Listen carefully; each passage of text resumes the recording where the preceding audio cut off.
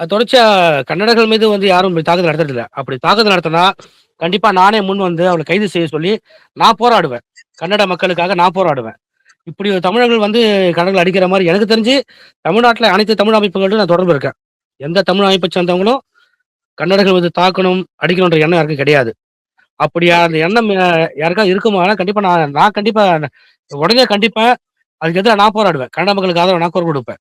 ஆனா இத இல்ல யாரும் நிச்சயமா. திட்டமிட்டு இல்ல நான் கேட்கிறது, தமிழர்களோ, தமிழ் அமைப்புகளோ இப்படியான எண்ணம் கொண்டவர்களாக இல்ல. ஆனா, இவர்கள் இப்படி பண்றாங்கன்னு ஒரு பொய் பிரச்சாரம் உருவாக்கப்படுதா திட்டமிட்டு? அந்த மாதிரி எதுவும் சந்தேகம் உங்களுக்கு இருக்கா? இல்ல இது பின்னணியில யாரோ இருக்காங்க. அது மட்டும் எனக்கு தெளிவா தெரியுது. ஏன்னா, இது கொடிய காட்டணும்னு சொல்லிட்டு ஒரே ஒரு நபர் தான். அந்த யாரு சிலம்பரசன்ற ஒரு நபர் தான் வந்துட்டு கொடிய காட்டணும்னு சொல்லி பிரச்சனை பண்ணியிருக்காரு. அவர் ஏதோ ஒரு ஜனநாயக கட்சி கடவுள்னு சொல்லிட்டு இருக்காரு. அவர் பின்னால எத்தன பேர் இருக்காங்கன்னு கூட தெரியல நமக்கு. ஆனா எனக்கு தெரிஞ்சு தமிழ் தேசிய அமைப்புகள், பல கட்சிகள் ஆகட்டும், இயக்கங்கள் ஆகட்டும், யாருமே வந்து கன்னடர்கள் மீது கை வைக்கணுன்ற எண்ணம் எனக்கு கிடையாது.